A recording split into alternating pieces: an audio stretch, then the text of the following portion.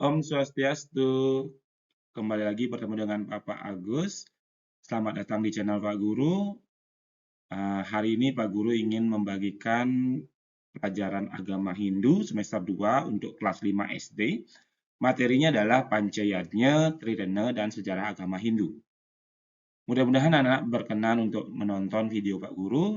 Jika merasa video ini membantu, mohon bantuan anak-anak untuk membangun channel Pak Guru. Silahkan tekan tombol subscribe, kemudian klik like, dan juga tolong di-share kepada teman-teman kita yang kelas 5 beragama Hindu. Oke, kita lanjut ke materi pertama anak-anak ya. Materi pertama yaitu Pancayatnya. Pancayatnya berasal dari bahasa Sanskerta, dari kata panca dan yatnya. Ingat, pancayatnya berasal dari kata panca dan yatnya. Ada dua kata anak-anak, panca dan yatnya. Oke, kita coba artikan satu persatu kata dari pancayatnya. Panca berarti 5, dan yatnya berarti persembahan atau pengorbanan suci. Jika ada yang bertanya kepada anak-anak, apa arti dari panca? Cukup bilang 5 atau jawab 5. Dan apa arti dari yatnya berarti persembahan atau pengorbanan suci. Nah, kita sudah tahu apa arti dari kedua kata itu. Sekarang kita coba gabungkan kedua kata itu, panca dan yatnya. Jadi, panca yatnya adalah 5 persembahan suci. Gampang, anak-anak? Jadi, apa itu 5 persembahan suci? Jawabannya adalah pasti panca yatnya. Kemudian jika ada yang nanya apa itu pancayatnya, anak-anak tinggal jawab 5 persembahan suci. Mudah-mudahan materi pancayatnya tentang arti dan setiap katanya sudah anak-anak pahami. Oke, kita lanjut ke materi berikutnya. Materi berikutnya sekarang pasti bagian-bagian pancayatnya. Setelah kita tahu apa arti dari pancayatnya, sekarang kita akan coba cari tahu bagian-bagian dari panca, yaitu 5 dari persembahan suci umat Hindu. Ada 5 bagian-bagian dari pancayatnya, antara lain sebagai berikut. Yang pertama, Dewa Yatnya. Yang kedua adalah Resi Yatnya. Yang ketiga adalah Pitra Yatnya. Yang keempat adalah Manusia Yatnya. Dan yang kelima adalah Buta Yatnya. Kita coba cari tahu apa arti dari pancayatnya yang pertama, yaitu Dewa Yatnya. Kata kunci dari Dewa Yatnya adalah kata dewa, anak-anak. Kata dewa di depan dari kata yatnya. Tadi kita sudah pelajari apa arti yatnya, anak-anak? Benar, yaitu persembahan. Sekarang kita cari tahu apa arti dari dewa yatnya. Dewa yatnya merupakan persembahan yang dilakukan kepada Ida Sang Hyang Widi Wasa. Nah, anak-anak pasti akan bingung, kok bisa muncul ide Sang Hyang Widi, kenapa bukan dilakukan kepada dewa? Nah, dewa umat Hindu bernama Ida Sang Hyang Widi. Jadi, anak-anak bisa menuliskan pengertiannya adalah persembahan yang dilakukan kepada dewa. Boleh. Jika ingin yang paling tepat adalah persembahan yang dilakukan kepada Ida Sang Hyang Widi atau Sang Hyang Widi Wasa. Kita lengkapi. Jadi gampangnya adalah anak-anak seperti belajar bahasa Inggris, anak. Kalau agama, apalagi bahasa Sanskerta, kita seperti belajar bahasa Inggris. Kalau belajar bahasa Inggris, kata-katanya dibalik, anak. Yang belakang menjadi ke depan, yang depan menjadi ke belakang. Sama. Yadnya kita bawa ke depan menjadi persembahan, dewanya kita bawa ke belakang menjadi Ida Sang Hyang Widi Wasa. Persembahan yang kita lakukan kepada Ida Sang Hyang Widi Wasa. Gampang, anak-anak. Kita lanjut ke bagian pancayatnya yang kedua, itu Resi Yatnya. Seperti yang Pak Guru dibilang, ada kata kuncinya, yaitu resi sekarang. Depannya yatnya ada kata resi. Oke, yatnya yang artinya apa, anak-anak tadi? Benar, persembahan. Kita coba cari tahu arti dari resiannya. Resiannya memiliki arti persembahan kepada resi, pendeta, guru kerohanian, atau orang suci. Nah, sekarang kita akan tahu bahwa resi memiliki arti ya resi, para resi, pendeta, guru kerohanian, dan orang suci. Sama seperti sistem bahasa Inggris, kita putar yadnya kita taruh di depan, resinya kita taruh di belakang. Jadi resi yadnya berarti persembahan yang kita lakukan kepada resi, pendeta, guru, kerohanian, atau orang suci. Gampang anak-anak. Kita lanjut ke bagian pancayatnya yang ketiga, pitrayatnya. Nah, kata kunci yang ketiga kira-kira apa anak-anak ya? Betul, pitra anak-anak. Di depannya yadnya ada pitra. Yadnya yang artinya tadi apa anak-anak? Nggih, persembahan. Kita coba cari tahu apa arti dari pitrayatnya. Pitrayatnya adalah persembahan kepada leluhur yang telah meninggal dan termasuk persembahan kepada orang tua.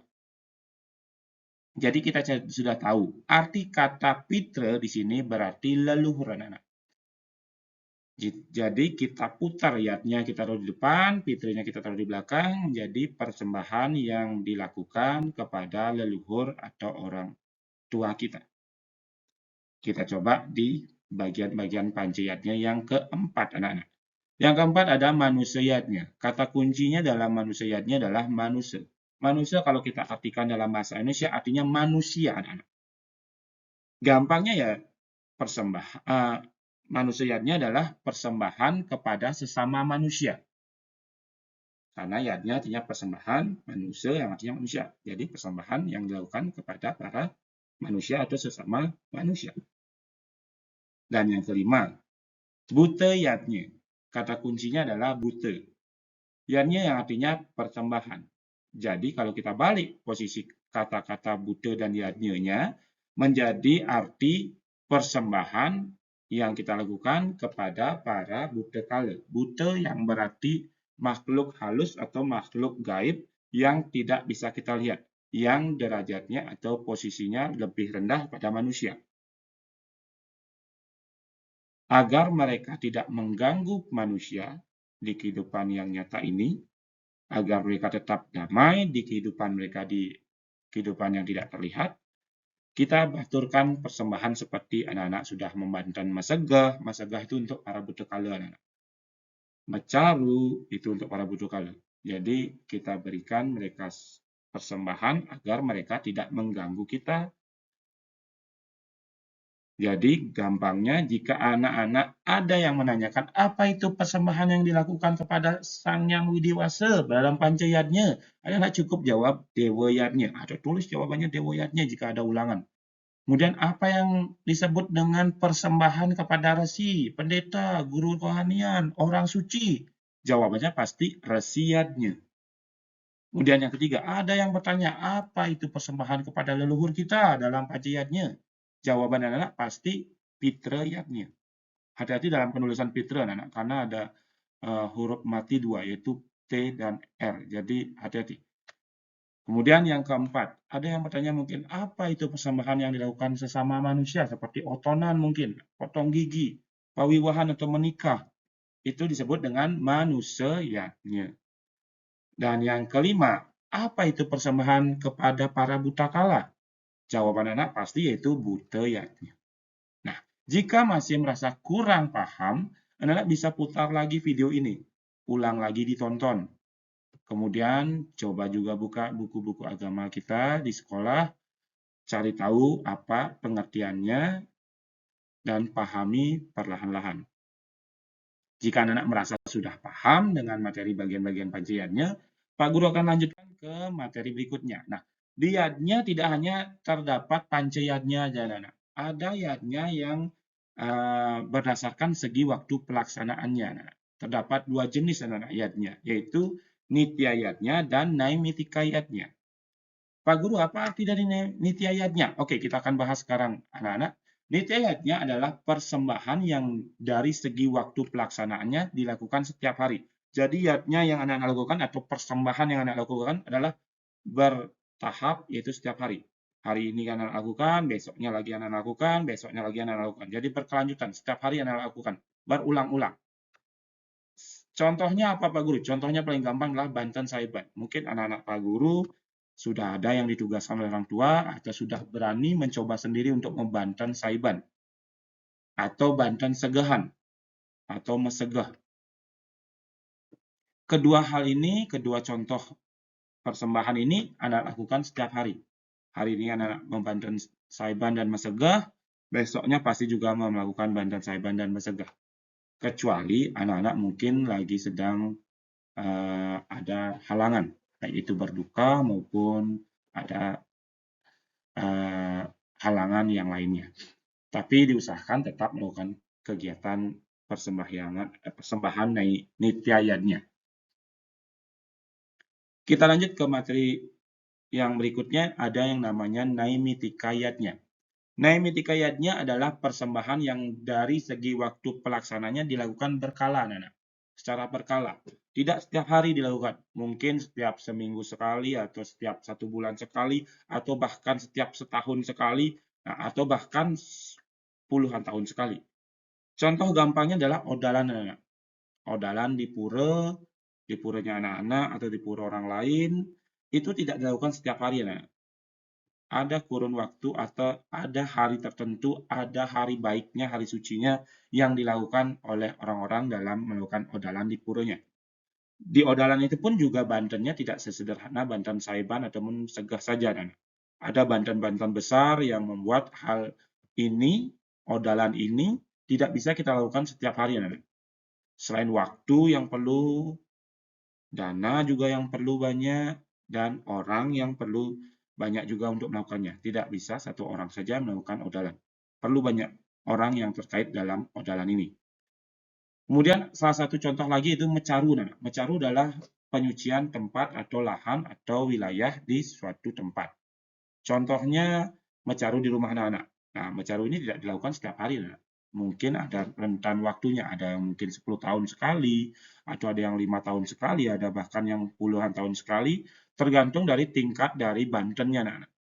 Dan ini pun juga tidak bisa dilakukan sendiri, anak-anak. Perlu bantuan orang lain, jadi tidak bisa dilakukan setiap hari. Nah, kembali Pak Guru tanyakan sekarang. Jika ada orang bertanya, apa itu persembahan yang dilakukan dalam segi waktunya atau waktu pelaksananya dilakukan setiap hari, anak-anak? Anak bisa jawab. Benar, jawabannya adalah nityayadnya, anak-anak. Jadi tinggal anak tulis jika itu ulangan ataupun jika itu orang bertanya, jawabannya nityayadnya. Nah, yang kedua, jika ada orang bertanya atau ada soal di sebuah pertanyaan, apa itu persembahan yang dari segi waktu pelaksananya secara berkala, yang tidak setiap hari dilakukan? Bisakah anak jawab? Nggih, benar. Jawabannya naimitikayadnya. Yang belum jawab, lebih cepat jawabnya ya. Naimitikayadnya. Gampang sekali. Tolong dipahami. Kembali lagi Pak Guru ingatkan, buka lagi buku agamanya, cari tahu. Jika merasa kurang informasi dari Pak Guru, bisa juga cari di Google ataupun di Bapak Ibu Guru di sekolah. Kita lanjut ke materi berikutnya ya. Jika merasa anak sudah paham, bisa lanjut tonton. Jangan diulang lagi videonya, lanjut tonton ke materi berikutnya. Materi berikutnya, kita masuk ke materi kedua yaitu Trirena. Trirena berasal dari bahasa Sanskerta yang terdiri dari kata tri dan rene. Tri yang memiliki arti 3 dan rene yang memiliki arti hutang atau kewajiban, anak-anak. Jadi trirena memiliki arti 3 hutang atau kewajiban yang dimiliki manusia sejak lahir, anak-anak. Pak Guru bertanya lagi. Mudah-mudahan anak sudah paham dari apa yang Pak Guru tadi sampaikan. Apa arti dari tri? Ya, betul. Arti dari tri artinya 3. Kemudian Pak Guru tanya lagi, apa arti rene? Tidak apa-apa, jawab aja, anak. Ini selalu sebagai proses anak belajar. Apa arti rene, anak? Benar, yaitu hutang atau kewajiban. Dengan cara anak menjawab pertanyaan Pak Guru sekarang di video ini, mudah-mudahan materinya ada di pikiran dan di otak anak-anak. Oke, sekarang soalnya lebih susah dikit. Apa itu trirene? Pak Guru kasih waktu 5 hitungan. 5, 4, 3, 2, 1. Iya. Yang jawab 3 hutang atau kewajiban yang dimiliki manusia sejak lahir? Benar sekali anak-anak. Berarti anak-anak sudah paham. Jika belum paham, ulang lagi videonya atau buka lagi bukunya. Kita lanjut ke materi berikutnya. Nah, jika sudah paham arti dari tree runner, sekarang pasti kita harus memahami bagian-bagian dari tree runner. Tadi anak-anak jawabnya 3, berarti bagian-bagiannya ada 3 juga. Nggak mungkin 4 anak-anak. Pasti adanya 3 ya. Kita lanjut. Bagian-bagian tree runner yang pertama disebut dewa runner, anak-anak. Bagian yang kedua disebut pit runner. Bagian yang ketiga disebut resi runner. Kita coba cari tahu apa arti dari dewa runner. Dewa. Tadi rasanya kita sudah belajar di dalam panca yatnya. Dewa artinya ide sang yang widiwasa rasanya tadi. Benar nggak, Nana? Ya, kalau benar, kita lanjut. Rena artinya apa? Rena kita sudah pelajari tadi juga. Hutang atau kewajiban. Oh, tinggal kita putar. Yaitu renanya kita bawa ke depan, dewanya kita taruh di posisi belakang. Arti dari dewa rena adalah hutang kepada ide sang yang widiwasa. Hutang kewajiban yang kita miliki kepada ide sang yang widiwasa. Gampang, anak. Kita coba yang pengertian yang kedua yaitu pitre rena. Pitre. Tadi juga kita sudah pelajari rasanya di pancayatnya. Pitre artinya leluhur anak-anak. Atau orang tua kita. Kemudian rena tadi kita sudah artikan yaitu hutang atau kewajiban. Tinggal kita ganti posisinya. Rena kita letakkan di depan, pitre kita letakkan di belakang. Dan pitre rena memiliki arti hutang atau kewajiban yang kita miliki kepada para leluhur kita dan orang tua kita. Gampang anak-anak. Yang terakhir, resi rena anak-anak. Nah, resi juga sama. Tadi artinya sudah kita pelajari di pancayatnya. Resi yang artinya ya maharesi, para resi, pendeta, guru kerohanian, orang suci. Rena yang artinya hutang. Tanpa basa-basi kita artikan. Resi rena artinya adalah hutang atau kewajiban kita kepada para maharesi, kepada resi, kepada guru kerohanian, kepada orang suci kita. Gampang anak-anak. Coba dibaca kembali materi Pak Guru di dalam video. Dewa rena, pitre rena, dan resi rena. Setelah dibaca, dipahami. Jika kalian bisa mengulangnya kembali tanpa melihat videonya Pak Guru, berarti anak-anak sudah sukses berhasil memahami arti dari ketiga bagian-bagian tree runner. Jika kalian sudah merasa paham, kita coba lanjutkan ke materi berikutnya ya. Oke, nah sekarang materi yang ketiga anak-anak. Materi ketiga yaitu sejarah agama Hindu. Dalam sejarah agama Hindu ini menjelaskan tentang perjalanan atau awal masuknya agama Hindu dari India ke Indonesia, anak-anak. Pak Guru singkat saja sedikit materi sejarah agama Hindu di dalam video ini. Jika ingin melebihi materinya atau ingin lebih memahami materinya lebih banyak lagi, anak-anak bisa bertanya kembali pada guru di sekolah ataupun buka-buka buku agama Hindu di sekolah anak-anak. Oke, yang pertama yang ingin Pak Guru jelaskan bahwa agama Hindu pertama kali masuk ke Indonesia pada abad 400 Masehi. Agama Hindu masuk melalui jalur perdagangan anak-anak. Dari pedagang-pedagang India yang menggunakan kapal laut dari India menuju Indonesia, anak-anak. Salah satu tokoh yang berjasa menyebarkan atau membawa atau mengajarkan agama Hindu ke Indonesia adalah Maharesi atau Resi Agastya, anak-anak.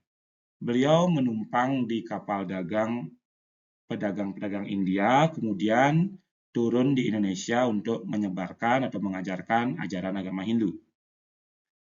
Hindu berkembang pertama kali yang diajarkan oleh Resi Agastya di Indonesia di Kalimantan Timur, anak-anak. Tepatnya di Kerajaan Kutai. Raja yang pertama di Kerajaan Kutai yang mempelajari agama Hindu adalah Raja Kudungga. Kemudian agama Hindu berkembang lagi ke pulau-pulau berikutnya. Salah satunya adalah Kerajaan Hindu di Jawa Barat, anak-anak, yang bernama Kerajaan Tarumanegara. Jika ingin lebih tahu lagi kelanjutan dari sejarah agama Hindu ini, silahkan di komen di bawah di video ini. yang ingin lanjut ke sejarah agama Hindu lebih lengkap, kita akan buatkan, Pak Guru akan buatkan video berikutnya. Jadi anak-anak silahkan tolong di-subscribe video ini atau channelnya Pak Guru. Silahkan di-like video ini, kemudian di-share kepada teman-teman yang beragama Hindu di kelas 5 agar video ini bisa bermanfaat bagi mereka. Nah, akhir kata Pak Guru ucapkan terima kasih sudah mengikuti pelajaran pada kali ini. Sudah menonton video di channel YouTube Pak Guru. Pak Guru tutup dengan mengucapkan Parama Santi. Om Santi Santi Santi Om. Lagi sekali Pak Guru minta tolong. Tolong di-subscribe, tolong di-like, dan tolong di-share. Jika anak-anak berkenan, silahkan di komen. Apapun komennya, Pak Guru akan balas. Terima kasih, selamat belajar. Pak Guru pamit.